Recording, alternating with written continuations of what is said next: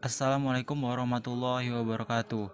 Izin memperkenalkan diri, kami dari kelompok 13 yang beranggotakan saya Rizky Alamsa, NPM 1911021037,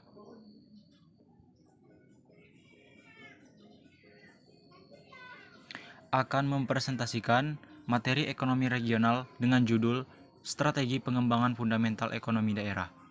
Presentasi yang pertama akan disampaikan oleh rekan saya yang bernama Haji Ansori. Kepada Haji dipersilakan. Saya Ajian Syuari, NPM 1911102134 dari kelompok 13 akan membahas tentang strategi pengembangan fundamental ekonomi daerah dalam presentasi Pak kami pada hari ini. Sebelum itu kita harus mengetahui dulu apa itu fundamental ekonomi. Fundamental ekonomi artinya segala hal yang menjadi elemen penting dan mendasar dalam aktivitas ekonomi. Hal tersebut antara lain pertumbuhan ekonomi, inflasi, defisit anggaran, defisit berjalan, dan lain-lain. Ada 4 aspek yang akan kami bahas dalam presentasi kami pada hari ini, yaitu yang pertama adalah pertumbuhan dan pembangunan, yang kedua adalah teori, yang ketiga adalah paradigma baru, yang keempat adalah strategi. Saya akan membahas konteks pertama atau aspek pertama, yaitu adalah pertumbuhan dan pembangunan. Pertumbuhan dan pembangunan. Pembangunan ekonomi daerah adalah suatu proses di mana pemerintah daerah dan masyarakatnya mengelola sumber daya yang ada dan membentuk suatu pola kemitraan antara pemerintah daerah dengan sektor swasta untuk menciptakan suatu lapangan kerja baru dan merangsang perkembangan kegiatan ekonomi atau pertumbuhan ekonomi dalam wilayah tersebut. Setiap upaya pembangunan ekonomi daerah mempunyai tujuan utama untuk meningkatkan jumlah dan jenis peluang kerja untuk masyarakat daerah. Dalam upaya untuk mencapai tujuan tersebut, pemerintah daerah dan masyarakat harus secara bersama-sama mengambil inisiatif pembangunan daerah. Akan tetapi, masalah pokok dalam pembangunan daerah adalah terletak pada penekanan terhadap kebijakan-kebijakan pembangunan yang didasarkan pada kekhasan daerah atau ciri khas yang bersangkutan, dengan menggunakan potensi sumber daya manusia, kelembagaan, dan sumber daya fisik secara lokal atau daerah. Orientasi ini mengarahkan kita kepada pengambilan inisiatif-inisiatif yang berasal dari daerah tersebut dalam proses pembangunan untuk menciptakan kesempatan kerja baru dan merangsang peningkatan kegiatan ekonomi. Akan tetapi, saat ini tidak suatu pun teori yang mampu untuk menjelaskan pembangunan ekonomi daerah secara komprehensif. Namun demikian, ada beberapa teori yang secara parsial yang dapat membantu kita untuk memahami arti penting pembangunan ekonomi daerah. Sekian presentasi dari saya. Selanjutnya akan dijelaskan oleh rekan saya. Baik, terima kasih atas kesempatannya. Di sini saya akan membahas mengenai teori pertumbuhan dan pembangunan daerah. Ada beberapa teori, yaitu ada 6. Yang pertama, teori ekonomi neoklasik. Yang kedua, teori basis ekonomi. Yang ketiga teori kausasi kumulatif. Yang keempat, teori lokasi. Yang kelima, teori tempat sentral. Yang keenam, model daya tarik atau teori daya tarik. Pertama-tama saya akan membahas mengenai teori ekonomi neoklasik. Teori ekonomi neoklasik merupakan teori yang memberikan dua konsep pokok dalam 4 pembangunan ekonomi daerah, yaitu keseimbangan equilibrium dan mobilitas faktor produksi. Artinya, sistem perekonomian akan mencapai keseimbangan alamiahnya jika modal bisa mengalir tanpa restriksi atau pembatasan. Oleh karena itu, modal yang mengalir dari daerah yang upahnya tinggi akan ke daerah-daerah yang berupah rendah. Lebih lanjut lagi, teori ekonomi neoklasik ini tidak terlalu berperan besar dalam menganalisis pembangunan ekonomi daerah atau regional. Yang kedua, teori basis ekonomi. Teori basis ekonomi ini menyatakan bahwa faktor penentu utama pertumbuhan ekonomi suatu daerah adalah berhubungan langsung dengan permintaan akan barang dan jasa dari luar daerah. Dapat kita lihat bahwa kelemahan dari teori basis ekonomi ini sendiri adalah teori ini didasarkan pada permintaan eksternal, bukan permintaan internal, yang dimana mengakibatkan ketergantungan yang sangat tinggi terhadap kekuatan-kekuatan pasar secara global maupun nasional.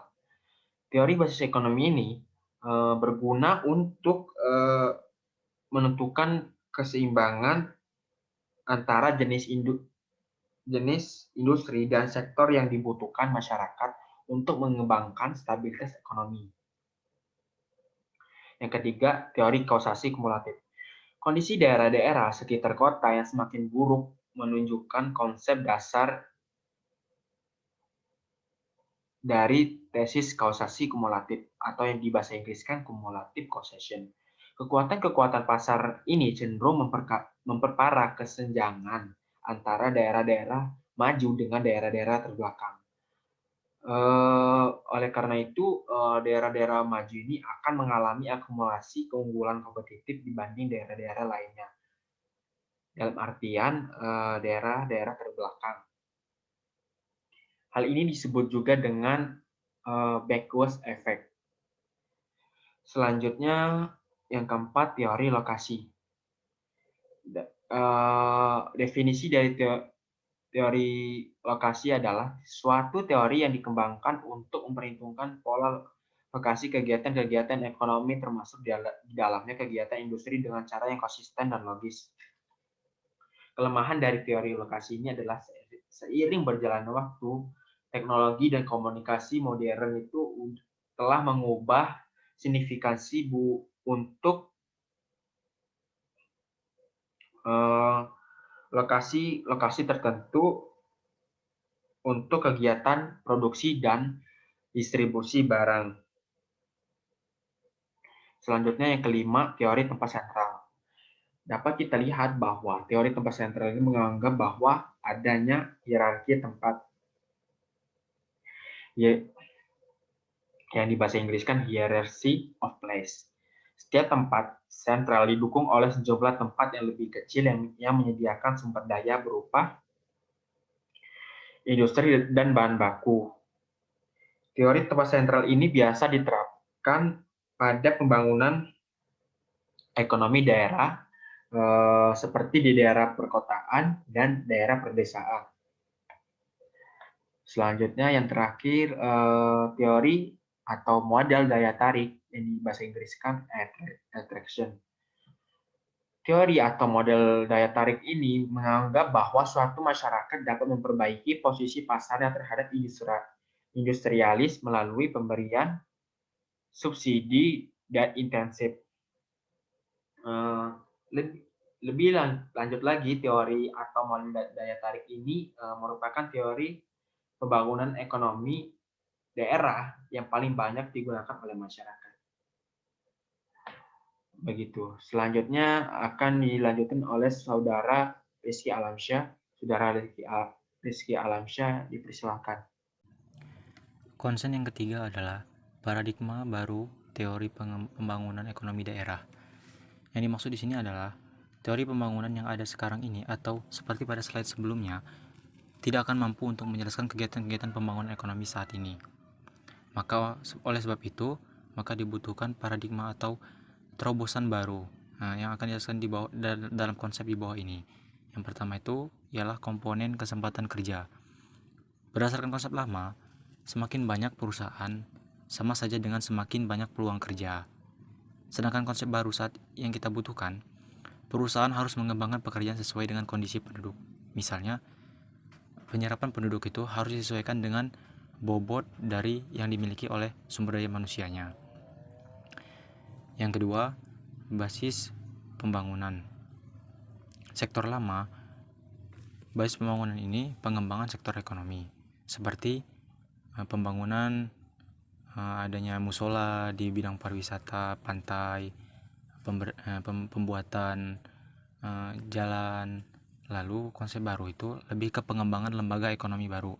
Intinya sektor yang telah kita kembangkan, yang kita bangun, perlu adanya lembaga yang mengawasi serta mengontrol segala aspek yang ada. Yang ketiga, aset-aset lokasi. Aset-aset lokasi yang dimaksud ini berdasarkan konsep lama itu keunggulan kompetitif didasarkan pada aset fisik. Misalnya seperti dulu tuh banyak orang mengembangkan usaha di bidang kafe gitu. Namun untuk konsep baru yang kita butuhkan, keunggulan kompetitif didasarkan pada kualitas lingkungan, yang artinya untuk saat ini kita perlu adanya mencanangkan inovasi-inovasi terbaru. Yang keempat, komponen sumber daya pengetahuan. Konsep lamanya ketersediaan angkatan kerja. Sudah banyak sekali anak yang mengincar lulusan SMA saja, sudah itu mencari pekerjaan. Itu konsep dulu. Namun untuk saat ini lulusan SMA tidaklah cukup. Pengetahuan sebagai pembangkit ekonomi. Kita perlu konsep itu. Intinya sekarang itu perlu didasari oleh pengetahuan setiap pekerja itu. Makanya saat ini perlu adanya pelatihan skill basic serta mutu. Concern kita yang keempat adalah strategi pertumbuhan dan pembangunan ekonomi. Yang dimaksud strategi di sini adalah yang pertama, strategi upaya minimum kritis. Menurut Leibenstein, setiap ekonomi tunduk pada hambatan dan rangsangan. Hambatan itu adalah yang dimaksud pendapatan yang menurun, sedangkan rangsangan adalah pendapatan yang sedang memuncak. Jika rangsangan lebih kuat dibanding daripada hambatan, itu membuktikan bahwa upaya minimum kritis terwujud, sehingga tercapainya suatu perekonomian dan akan bisa berkembang. Strategi yang kedua adalah pembangunan seimbang, di mana istilah pembangunan seimbang itu diciptakan oleh Nurke 1953. Diartikan sebagai pembangunan berbagai industri secara berbarengan. Yang dimaksud berbarengan di sini adalah waktu yang ditargetkan oleh industri tersebut berbarengan sama. Ketika masa panennya industri pertanian dibarengi dengan dibutuhkannya bahan mentah padi di sektor industri pengolahan. Nah, ketika berbarengan ini, keduanya menciptakan pasar yang luas, yang artinya dari sisi penawaran, intinya lowongan pekerjaan meningkat, dari sisi lainnya permintaan juga akan meningkat, di mana itu akan mendorong pertumbuhan ekonomi. Maka oleh sebab itu, teori ini sering disebut teori dorongan besar-besaran. Strategi yang ketiga yaitu strategi pembangunan tak seimbang, dikemukakan oleh Albert O. Hirschman dan Paul Stratton. Pola pembangunan yang lebih cocok mempercepat proses pembangunan ini diterapkan di NSB. NSB itulah organisasi yang berpaham Nazisme, Fasisme di Belanda. Untuk negara demokrasi, strategi ini tidaklah cocok digunakan karena strategi ini terlalu rasis, yang artinya tidak mementingkan demokrasi dan cocoknya untuk digunakan untuk negara yang terbatasnya sumber daya, yang artinya kebijakan-kebijakan yang akan dibuat oleh pemerintah akan mengekang masyarakatnya. Tapi kebijakan ini akan bernilai positif nanti ke depannya ketika ada pembatasan penggunaan aset segala macam, pengiritan sumber daya itu akan menjadi penopang untuk kemajuan ke depannya nanti. Namun yang jelas untuk negara demokrasi seperti Indonesia, strategi ini tidaklah cocok.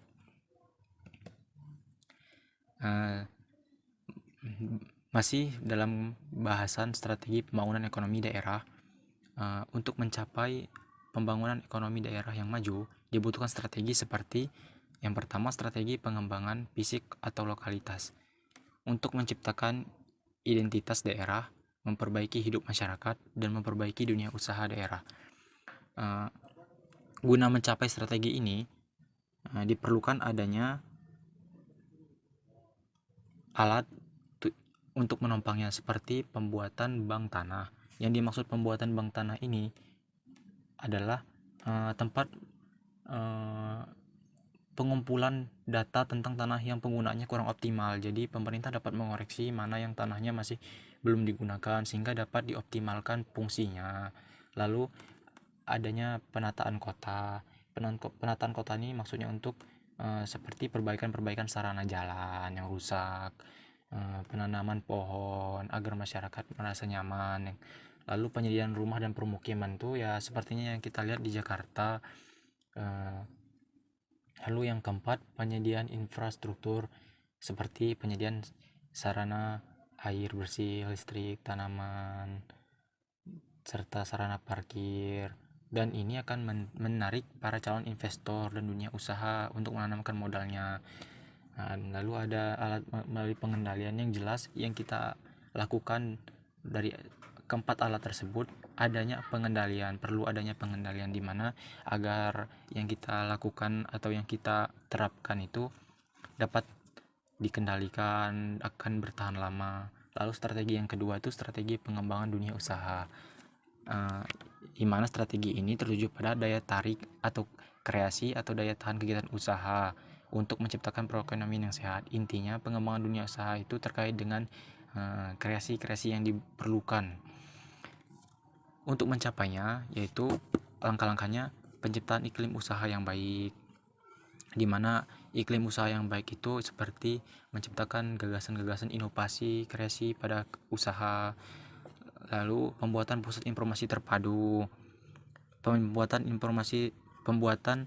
pusat informasi terpadu ini maksudnya itu di mana adanya lembaga yang menghubungkan antara pemerintah dan masyarakat. Jadi adanya konektivitas sehingga tidak terjadi miscommunication antara pemerintah dan masyarakat terkait update informasi terbaru. Lalu yang ketiga, melakukan pendirian pusat konsultasi dan pengembangan usaha kecil. Banyak sekali pendiri-pendiri usaha yang baru-baru mulai mendirikan usahanya itu terjerat minimnya modal. Lalu saran-saran dari teman-temannya tidaklah mungkin cukup untuk membantu mereka memecahkan masalah. Lalu diperlukanlah konsultan-konsultan atau orang-orang yang berpengalaman yang memiliki ilmu untuk membimbing para pelaku-pelaku usaha. Lalu adanya pembuatan lembaga litbang. Pembuatan lembaga litbang ini yaitu pembuatan lembaga penelitian dan pengembangan, seperti akan melaksanakan penelitian tentang jenis tanaman apa, sehingga nanti kedepannya untuk melakukan usaha tanaman ini berujung nilai positif atau baik. Lalu strategi yang ketiga itu strategi pengembangan SDM. SDM itu merupakan aspek yang penting. Negara tanpa masyarakat itu tidak akan jadi. Maka dari itu untuk memajukan suatu daerah diperlukan SDM yang bermutu atau yang berkualitas. Untuk mewujudkannya diperlukannya yaitu pelatihan dengan sistem customized training, di mana customized training ini melakukan latihan uji coba gitu, ya seperti tryout segala macamnya. Lalu pembuatan bank keahlian seperti bank tanah yang strategi sebelumnya. Pembuatan bank keahlian ini juga ya seperti tempat mengumpulkan informasi segala keahlian dari para pencari pekerja sehingga perusahaan dapat mencari calon-calon staf yang bakal dibutuhkan sesuai keahliannya. Jadi tidak memudahkan para pencari pekerja atau orang yang menganggur dalam mencari pekerjaan, serta memudahkan perusahaan yang akan mencari calon-calon staf kerja yang baru. Terus penciptaan LPK itu penciptaan lembaga pendidikan dan keterampilan, seperti adanya kursus bahasa di kota itu, kursus kemampuan basic skill lainnya juga. Lalu ada pengembangan lembaga pelatihan bagi yang cacat. Terkadang orang yang cacat itu bahkan orang yang cacat pun dapat saja melebihi orang yang normal. Intinya semua manusia itu mempunyai pengaruhnya. Lalu untuk yang cacat ini pengembangan lembaga ya seperti lanjutan dari adanya SLB, sekolah luar biasa, seperti ya pembentukan basic skill yang mumpuni juga. Terus yang strategi yang keempat itu strategi pengembangan ekonomi masyarakat, di mana strategi ini bertujuan untuk pemberdayaan masyarakat. Untuk mencapainya itu dilakukan penciptaan proyek-proyek padat karya. Peran pemerintah dalam pembangunan daerah. Untuk melaksanakan strategi pembangunan daerah itu yang pasti pemerintah sangat berpengaruh besar dalam berperan mencapai tujuan strategi tersebut, di mana peran-peran pemerintah itu diantaranya yang pertama entrepreneur itu yang dimaksud adalah pemerintah bertanggung jawab untuk menjalankan usaha bisnis seperti adanya BUMD, mereka yang mengelola, pemerintah yang mengelola karena mereka yang memiliki hak dan kewajiban di situ, yang mempunyai otoritasnya. Lalu peran pemerintah yang kedua tuh sebagai koordinator yang mengatur dan mengelola daerah. Yang jelas adalah pemerintah karena memiliki wewenang dan kekuasaan. Lalu yang ketiga, fasilitator sebagai fasilitas bagi masyarakat seperti tentang keluh kesah tentang jalan gitu. Pemerintahan daerah kan pemerintah kan perannya yaitu sebagai fasilitas dari keluh kesah masyarakat. Lalu yang keempat tuh stimulator itu maksudnya tuh masyarakat itu maksudnya pemerintah itu memberikan stimulasi pada penciptaan dan pengembangan usaha melalui tindakan khusus, di mana stimulasi ini dorongan pemerintah loh untuk menarik para investor dalam mengembangkan daerah. Mungkin itu saja presentasi dari kelompok 13. Bila ada salah kata, kami mohon maaf dan kami ucapkan terima kasih bagi yang sudah menonton. Kami akhiri. Wassalamualaikum warahmatullahi wabarakatuh.